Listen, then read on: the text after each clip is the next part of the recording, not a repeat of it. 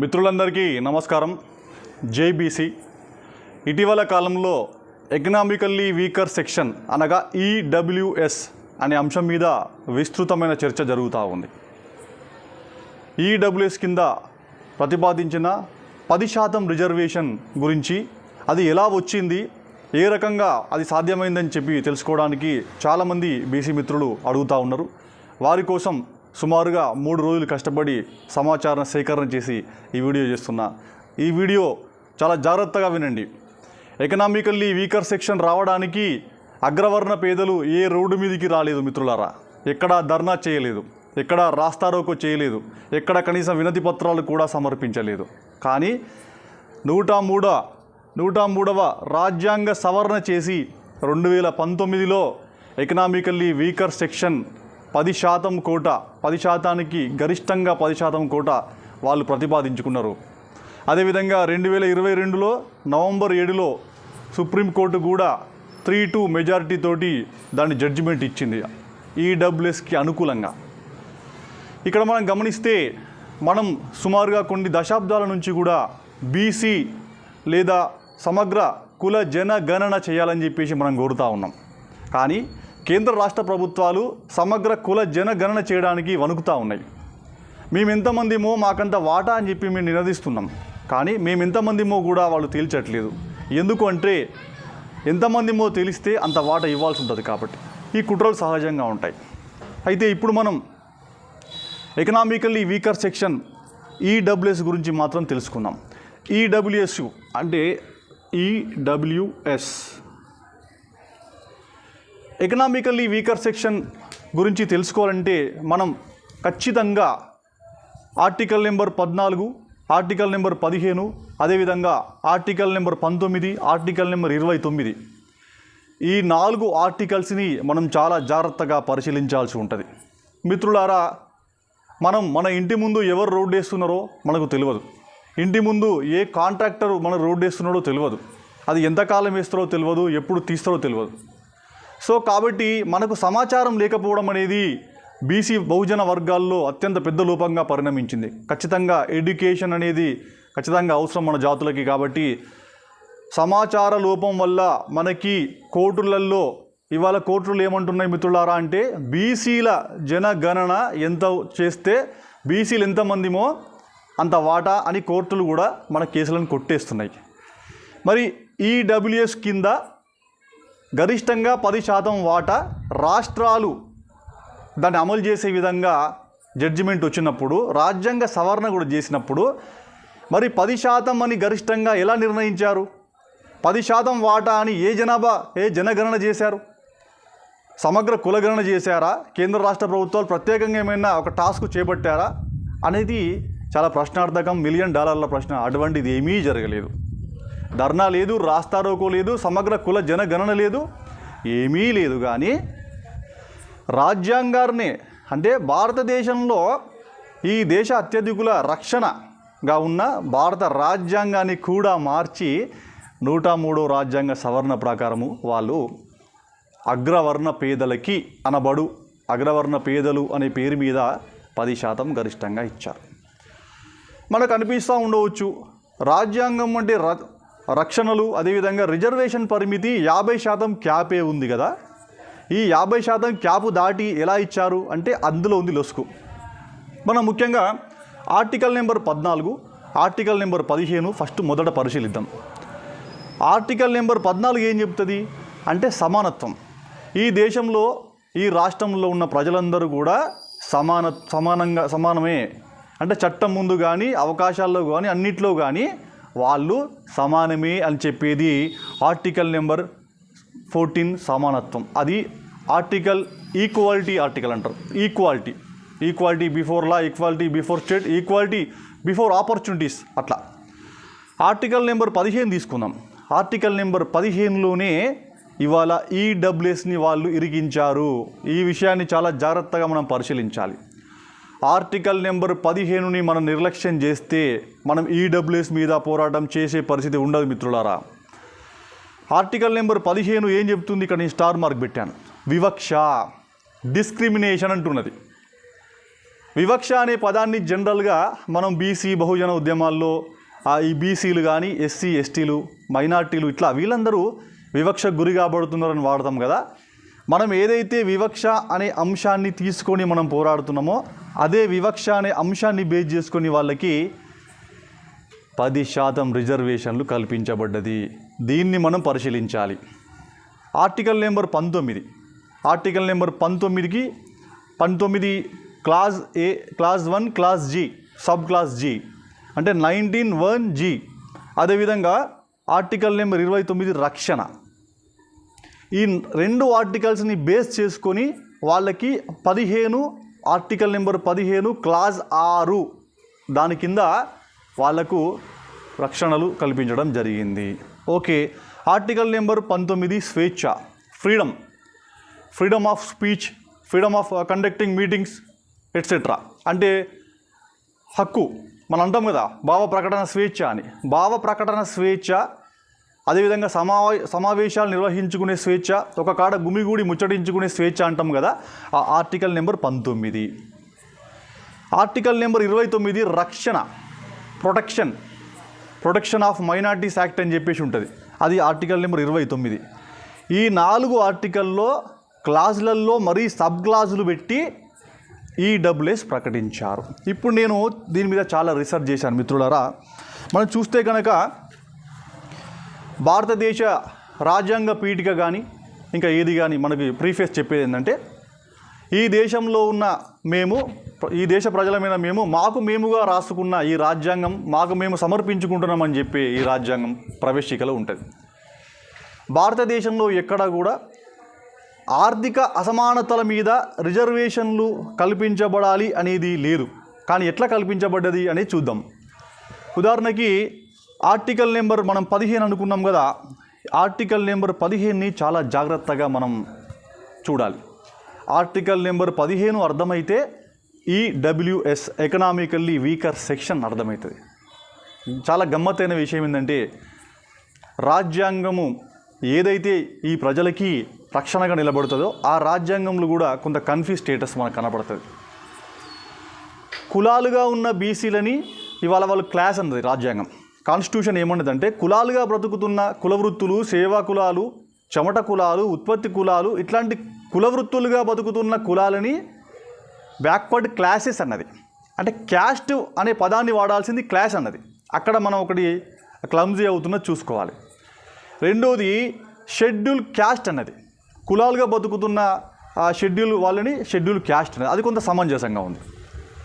Schedule tribes అన్నది తెగలు. ఇదే విధంగా ఇప్పుడు కొత్తగా ఏమిటి అంటే ఎకనామికల్లీ వీకర్ సెక్షన్. ఇక్కడ సెక్షన్ అన్నది బీసీలని క్లాస్ అన్నది, దళితులని క్యాస్ట్ అన్నది, ఆదివాసీ వాళ్ళందరినీ, గిరిజన వాళ్ళందరినీ ట్రైబ్స్ అన్నది, ఇక్కడ వీళ్ళని సెక్షన్ అన్నది. అంటే భారత రాజ్యాంగంలో 4 రకాల వేరియేషన్స్ మనకు కనబడుతూ ఉంటాయి. క్లాస్, అదేవిధంగా క్యాస్ట్, ట్రైబ్, క్లాస్, సెక్షన్ అన్నది. సెక్షన్ కింద వీళ్ళకు అది చేసింది. చూస్తే ఆర్టికల్ నెంబర్ 15 నేను చదువుతాను మిత్రులారా. ఆర్టికల్ నెంబర్ 15 ఏం చెప్తుందంటే, prohibition of discrimination on grounds of religion, race, caste, sex or place of birth అన్నది. ఆర్టికల్ నెంబర్ 15 ఏం చెప్తున్నదంటే, మతం, జాతి, కులం, లింగం, జన్మస్థలం లేదా వాటిలో దేనికైనా ప్రాతిపదికగా తీసుకొని ఏ పౌరుడిపైన వివక్ష చూపరాదు. అంటే కులం, మతం, జాతి, లింగం, భేదం, ప్రాంతం ఏ అంశాలను తీసుకొని కానీ ఒక పౌరుణ్ణి వివక్షకు గురి చేయరాదు అని ఆర్టికల్ నెంబర్ 15 చెప్తుంది. ఇదే ఈ ఆర్టికల్ నెంబర్ 15లో ఉన్న వివక్ష అనే దాన్నే ఇవాళ ఈడబ్ల్యూఎస్కి ప్రామాణికంగా వాళ్ళు వాడుకున్నారు. ఆర్టికల్ నెంబర్ 15(1) క్లాస్ 1 15 క్లాస్ 1 ఏం చెప్తుంది అంటే, the state shall not discriminate against any citizen on ground only religion, race, caste, sex, place of birth or any of them అంటుంది. అదే చెప్తుంది. 15 క్లాస్ 1 ఒకటే ఉంటుంది. మతం, జాతి, కులం, లింగం, జన్మస్థలంతో ఏ వ్యక్తుని కానీ ఏ పౌరుణ్ణి కానీ మనం వివక్షకు గురి చేయకూడదు అని. ఆర్టికల్ నెంబర్ 15 సబ్ క్లాస్ 2 ఇది ఏం చెప్తుంది అంటే no citizen shall on grounds only of religion, race, caste, sex, place of birth or any of them be subject to any disability, liability, restriction or condition with regard to 15 clause 2 అంటది. 15(2) class ఏమంటదంటే ఏ పౌరుడు కేవలం మతం, జాతి, కులం, లింగం, పుట్టిన ప్రదేశం లేదా వాటిలో దేని ఆధారంగా అయినా ఏదైనా వైకల్యం అంటే డిజేబిలిటీ, ఏదైనా డిజేబిలిటీ అంటే వైకల్యం, రిస్ట్రిక్షన్ ఆర్ కండిషన్ బాధ్యత, పరిమితి లేదా షరతులకు లోబడి ఉండకూడదు అంటది. అదేవిధంగా మళ్ళీ 15(2)లో ఏం చెప్తుంది?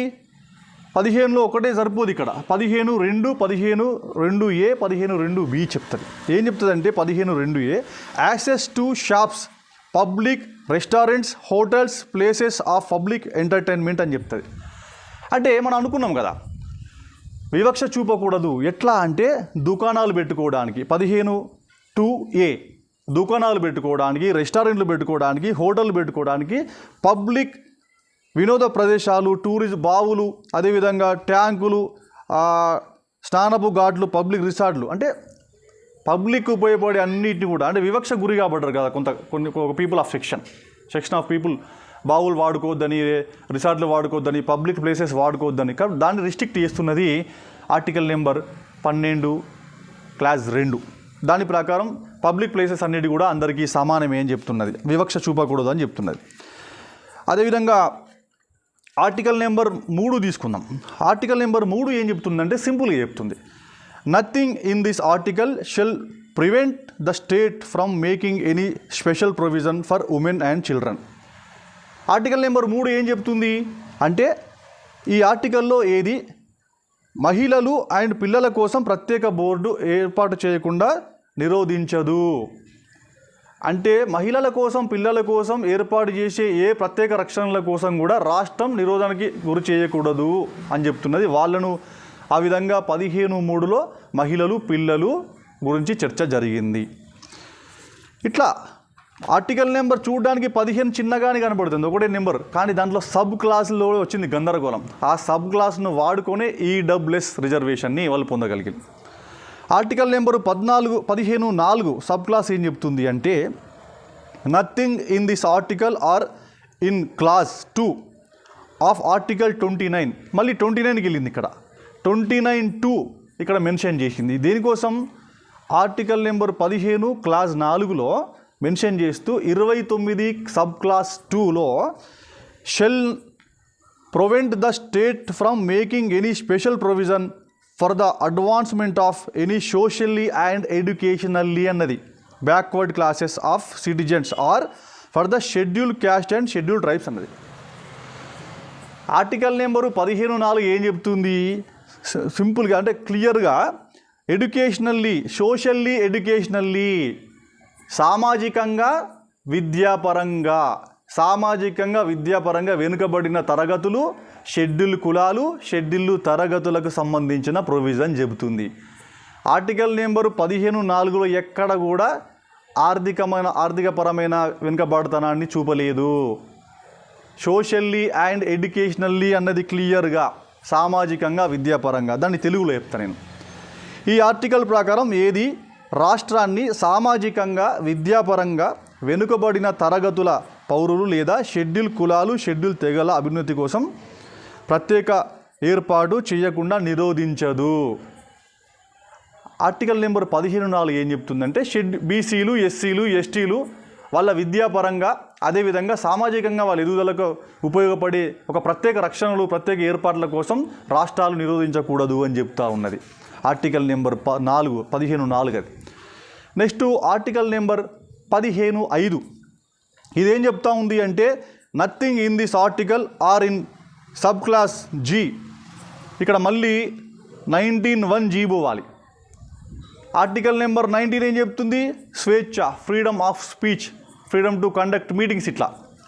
So nothing in this article or in sub clause G of clause 9 clause 1 of article 19, sub clause G clause 1, అదేవిధంగా ఆర్టికల్ నెంబర్ 19 అంటే 19(1)G ప్రకారం shall prevent the state from making any special provision by law for the advancement of any social and educationally backward classes of citizens or for the scheduled caste and scheduled tribes in so far as such special provisions related to their admission to educational institutions in during private educational institutions whether aided or unaided by the state other than the minority educational institutions referred to in class 1 of article 30 అంటున్నది. అంటే minority institutions తప్ప, మైనారిటీలకు కేటాయించిన institutions తప్ప బీసీలు, ఎస్సీలు, ఎస్టీలు వాళ్ళు సోషల్లీ అండ్ ఎడ్యుకేషనల్లీ బ్యాక్వర్డ్ ఉన్న బీసీ, ఎస్సీ, ఎస్టీలు వాళ్ళ కోసం ప్రత్యేక రక్షణలు చేయడానికి, ప్రత్యేక సదుపాయాలు కల్పించడానికి రాష్ట్రం నిరోధించకూడదు అంటున్నది ఆర్టికల్ నెంబర్ 15 సబ్ క్లాస్ 5.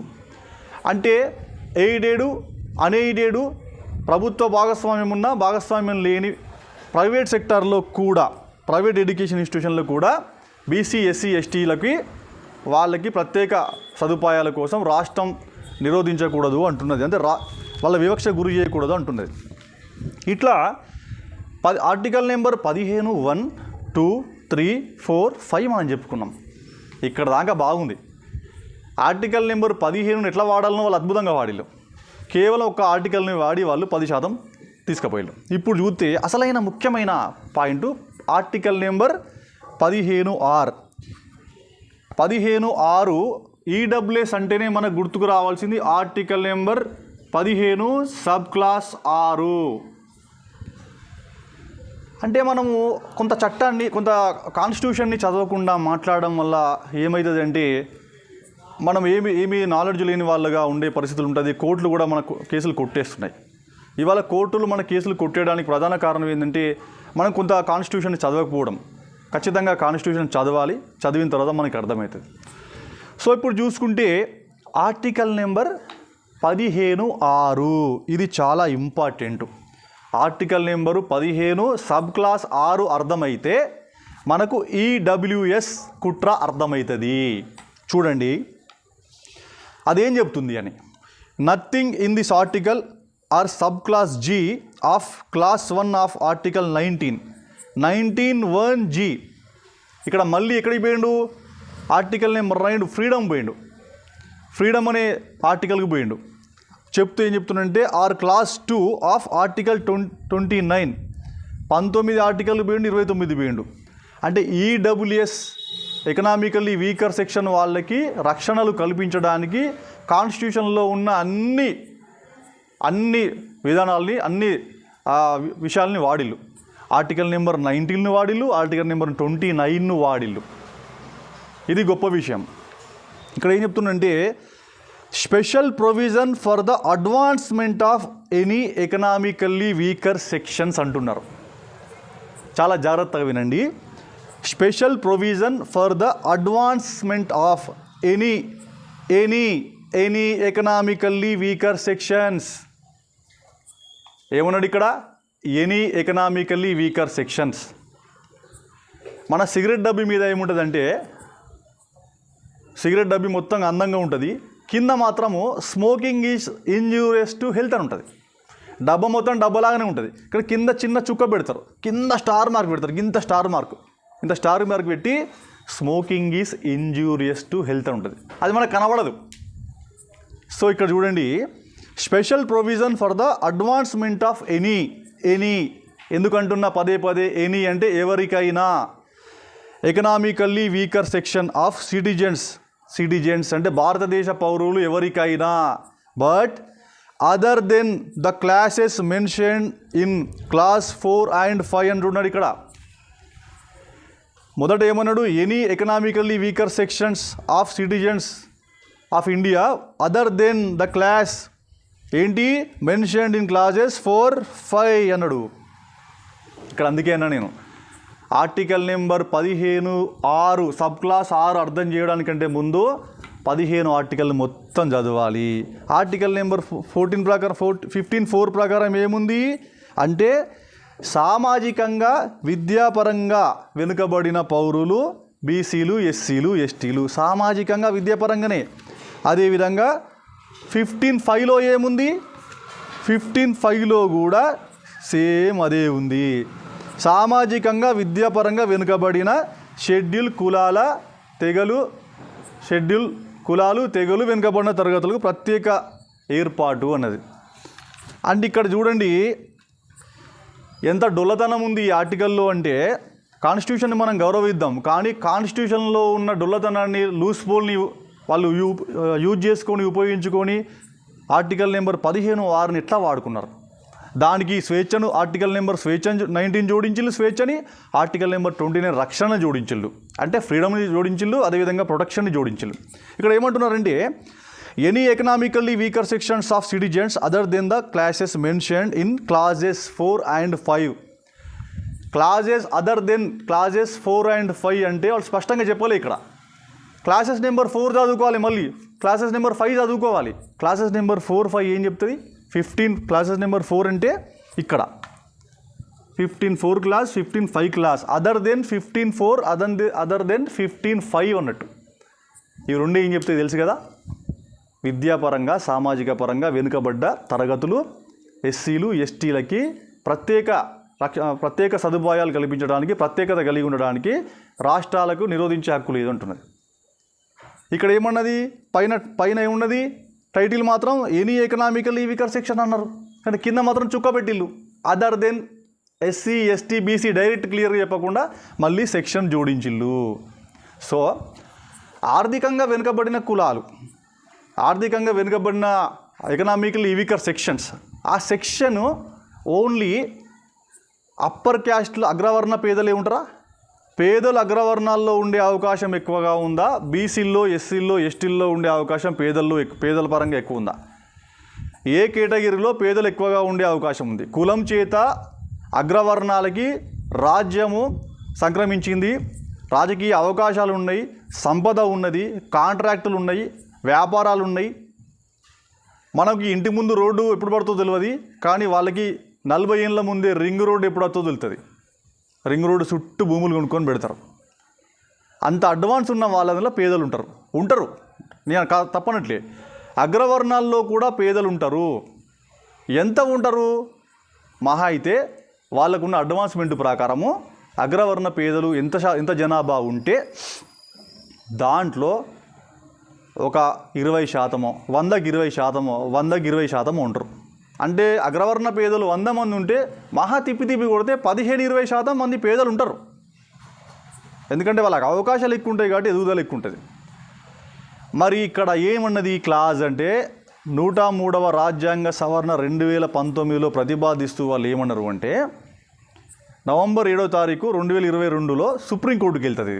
సుప్రీంకోర్టుకి వెళ్తే అక్కడ జడ్జిమెంట్ ఏమిస్తుందంటే ఇద్దరు వ్యతిరేకిస్తారు, ఇది తప్పంటారు. ఎందుకంటే యాజ్ పర్ కాన్స్టిట్యూషన్ రాజ్యాంగం ప్రకారము విద్యాపరంగా, సామాజిక పరంగా వివక్ష, అంటరానితరం, సమానత్వం వీటి కోసం మనం అది చేయొచ్చు, కానీ ఆర్థికంగా వెనుకబడిన అనే దానికి ఎట్లా డిస్క్రైబ్ చేస్తాము అంటే వాళ్ళకి ఇవి వాడిలు ఆర్టికల్ నెంబర్ 19, 29 వాడి ఏమన్నారంటే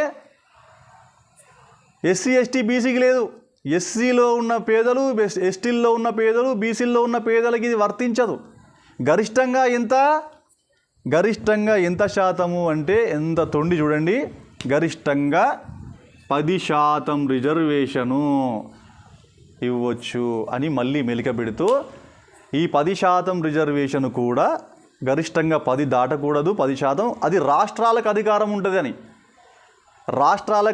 ఉంటుందని, విషయాన్ని చెప్పిన తర్వాత 2022 తర్వాత తమిళనాడు దగ్గరికి సేమ్ ఇష్యూ పోతుంది. ఎకనామికల్లీ వీకర్ సెక్షన్ అంటే వాళ్ళు ముడ్డు మీద అంటారు. అసలు మా రాష్ట్రంలో అగ్రవర్ణ పేదలు అనేటోళ్ళ లెక్క లేదు, అగ్రవర్ణ పేదలు ఎవరో తెలియదు. మనం నెత్తినోరు మొత్తుకుంటున్నాం.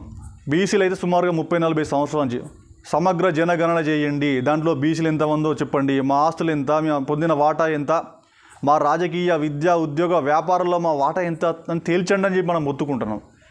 మన జనాభా లెక్కలే చేయలేదు, జనగణనే చేయలేదు. మరి ఏ బేసిస్ మీద what crisis, what basis, A basis మీద వాళ్ళకి 10% రిజర్వేషన్ ఇచ్చిళ్ళు అనేదాన్ని మనం మాట్లాడుకుంటే నిజంగా బాధ అనిపిస్తుంటుంది. ఏ రకంగా ఇచ్చిళ్ళు అంటే ఏ రకంగా లేదు.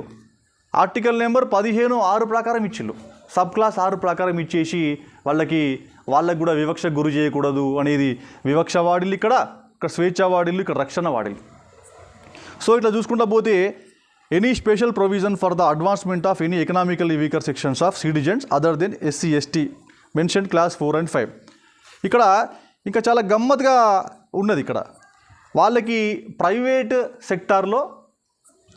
సెక్టార్లో కూడా aided, unaided by the state other than the minority education institution తప్ప, అంటే మైనార్టీల పేరిట ఉన్న ఎడ్యుకేషన్ ఇన్స్టిట్యూషన్స్ తప్ప అన్ని ఎడ్యుకేషన్ ఇన్స్టిట్యూషన్లో వాళ్ళకి 10% రిజర్వేషన్ దక్కింది. ఇంకేమంటారు అంటే చాలా గమ్మతైన విషయం ఏంటిదంటే EWS ఎకనామికల్లీ వీకర్ సెక్షన్ చెప్తూ వాళ్ళకి ఆదాయ పరిమితి 8 లక్షలు పెట్టిలు. ఆదాయ పరిమితి 8 లక్షలు. 8 లక్షల ఆదాయం ఉన్నవాడు పేదవాడు ఎట్లయితాడు? ఇది చాలా గొప్ప విషయం. ఇది కాన్స్టిట్యూషన్లో ఉంది, నేను చెప్పిన మాట కాదు. 8 లక్షల ఆదాయ పరిమితి ఉన్నవాళ్ళు అగ్రవర్ణ పేదలట. అగ్రవర్ణ పేదలు 8 లక్షలు ఉంటారు. 8 లక్షలు ఉన్నవాడు పేదలు ఎట్లయితారు అంటే సుమారుగా 8 లక్షల రూపాయలు పర్ యాన్నం, అంటే ఒక సంవత్సరానికి 8 లక్షల రూపాయలు సంపాదించే వాళ్ళు పేదలు ఎట్లయితారబ్బా? అంటే సుమారు ఎంత? నెలకు ఖచ్చితంగా 75,000 రూపాయలు మినిమం 70,000 రూపాయలు మినిమం సంపాదిస్తున్నారు. మినిమం 70,000 రూపాయలు సంపాదించే వాళ్ళు పేదలు ఎట్లయితారు? సో ఆదాయ పరిమితి 8 లక్షలు EWSకి. అంటే ఇది ఎట్లా ఉన్నాయంటే వడ్డించేటోడు మనోడైతే నువ్వు చివరికి కూసున్నా కూడా నీ ముక్క నీకు పడదా అన్నట్టు. అంత పెద్దగా పెట్టేసి ఆర్టికల్ నెంబర్ ఇంత పెద్దగా పెట్టేసి చిన్న సబ్ క్లాస్లో పెట్టేసి కొట్టేసి.